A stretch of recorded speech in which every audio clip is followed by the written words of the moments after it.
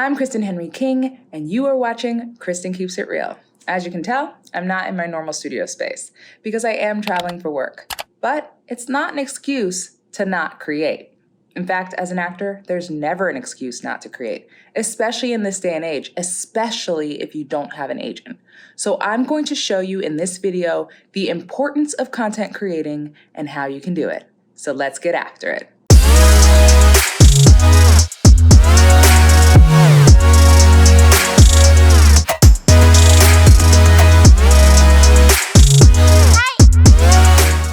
So first, let me start out by giving you this statistic, okay? Just YouTube alone, okay? 74% of adults in the US use YouTube more than Facebook and 2 times as much as Instagram, okay? YouTube is the most used digital video platform in the US before Netflix, okay? People watch more than 1 billion hours of video on YouTube every day. 1 billion hours. Are you one of those people that watch the 1 billion hours? Yeah, but this is what gets me, okay? Hollywood Reporter states, YouTube has claimed its videos reach more 18 to 49-year-olds than any US cable network. So people are basically watching YouTube more than they're watching TV. So why wouldn't you want to be one of those people?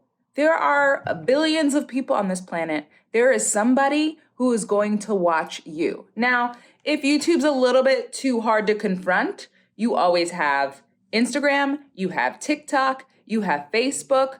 But with YouTube, your videos live on forever and ever and ever. And maybe one of your videos might pop off and it might make you a sensation. Before I tell you all the sensations that have come off YouTube, I'm going to talk about why you should do some content creating. The 3 reasons you should content create is very simple. 1, you get to brand your own self and choose things that are good for you, that you feel shows you in the best light. For example, if you're constantly auditioning and you're doing one line and one other person's movie or TV show, there's a bunch of people, and then maybe you might get that one line, but then you get it on your reel and it's like it doesn't really show what you can do. Well, creating content can show what you can do. That's why it's like so valuable for you as an artist. And if the quality is great, then you can go ahead and put it on your reel even. Okay, second thing, the more you act, the more confidence you get. Okay. And you know what? You might get no views. You might get 2 views. You might even get some trolls and say, oh, that's horrible acting or whatever like that. But let me tell you, if you don't get started, everyone starts at a beginning point. Okay. I definitely have some movies and content that I have done where I look back on it and I cringe. But if I didn't suck then, how can I get better? Like, no one starts off just being amazing. Like, you just get better and better and better and better. As a content creator, you're able to perform all the time so that when you do get that audition, it's like, oh, it's like me performing for my audience that I'm working on. And also, when you get an audition and you audition for it and you go back to content creating, it's like, you don't think about the audition. You have like the next episode and the next episode and the next episode. That's actually kind of the reason why I started Millennial Mom Chronicles, is because I was like getting no work while I was pregnant. I even came to the point where I actually lost my insurance. And then once I had my second baby, I was just like, there's actually a lot of material for a mom that other moms can relate to. And so I put like a few episodes together and I have like a whole series. And then I brought my friend in and, it was super fun. It's kind of hard getting my kids to do like multiple takes. So I haven't done Millennial Mom in a while, but it was fun while it lasted. And now I'm working on doing some other stuff. I'm working on, having a production company and things like that, because these are all ways that an actor can get their power back instead of waiting for something that will hopefully be the right time, the right thing, and be able to show off what they can do. Some actors are lucky enough to get that role that is their identity, that is their branding. And then some people get pigeonholed in being a role that they never really wanted to in the beginning. I was always like picked for sitcom. I actually love sitcom now and comedy and things like that. But at the time, like I wanted to be a very serious actor. Like I didn't want to do comedy. I didn't want to do like stand up or whatever like that. But I've definitely grown to love it. But me getting shows like that kind of branded me to that. And so I would only get auditions for like sitcoms and comedies. And I'm like, can I get some other stuff too? And that's only because the type of stuff that I booked was all sitcom. So my reel was like all sitcom. And I wanted to be able to show other stuff that I could do. And the third thing is, here is your chance for you to get discovered. And I'm talking to you who live in England, Australia, Japan, Thailand, the Philippines, who have a little bit hard of a time making in this industry because you have to go through the visa process and things like that. Well, this is your chance to get discovered.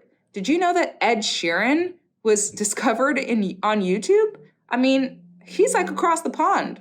Childish Gambino, or otherwise known as Donald Glover. Issa Rae did an entire web series. It got pitched to HBO, and now she's got her own show. Britt Marling wasn't YouTube, but she decided, Britt Marling from the OA, so she wrote that for herself, got pitched it to Netflix, and they picked it up because she was like, there's nothing for her. So she decided to write her own role.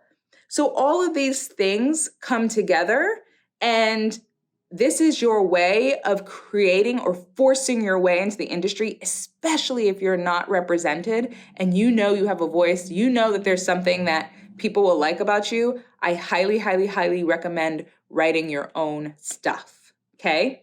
And if you can't write your own stuff, then you find someone who can write. You have an idea of something. And then you can just easily just post on like Facebook. Do I know anybody who's a writer? Do I know anybody who can do this? There's all kinds of ways to get resources for people to help you.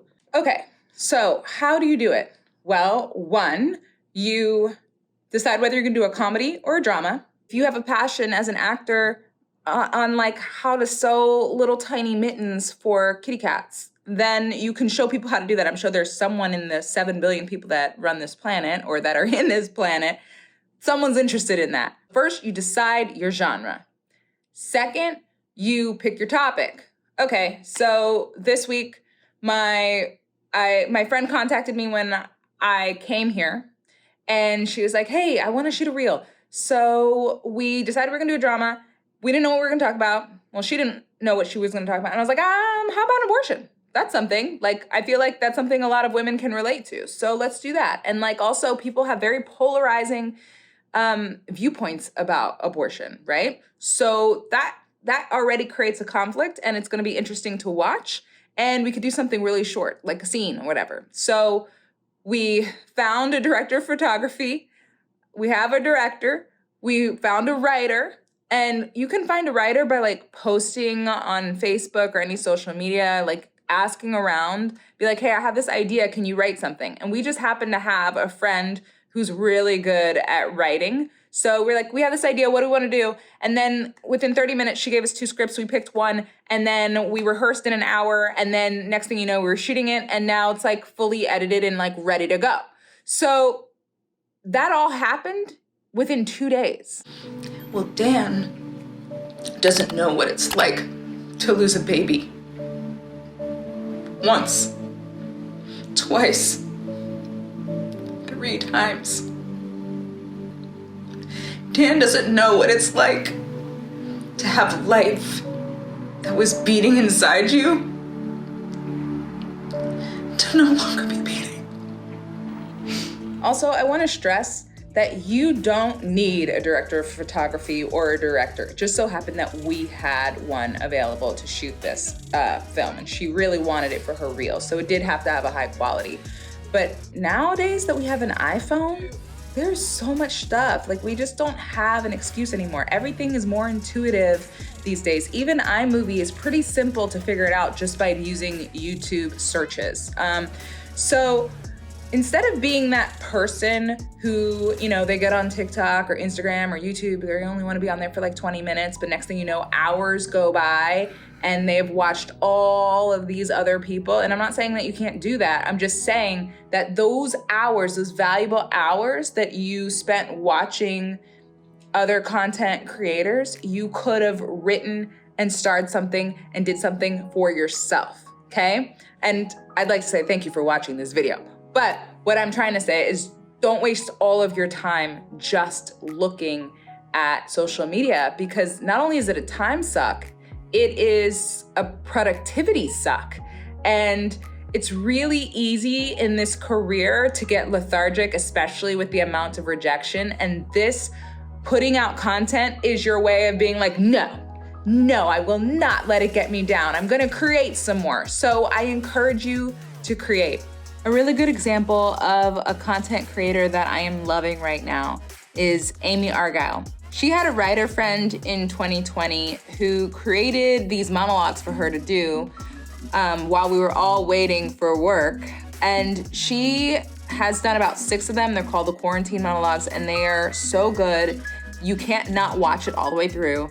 And about the 6th episode in, she booked her first TV show since 2015. Now, she has come so close. Like, we have had very similar paths, like both successful commercially, and when it came to theatrical, we were just riding that wave, waiting for the roles that were perfect for us. And I truly believe that when you create content that is your branding, you get noticed. And I believe that Amy got noticed. And even though it could have come completely indirect, she got a job that is perfect for her. And not only that, it's total possibility that she can get written into more episodes. She can be so liked on the show that possibly they could make her a series regular. You never know. The best thing you could do for yourself, especially if you're from another country, especially if you don't have an agent, is to share your art with the world. You do not need permission or representation in order to do that. So until next time, have a great week.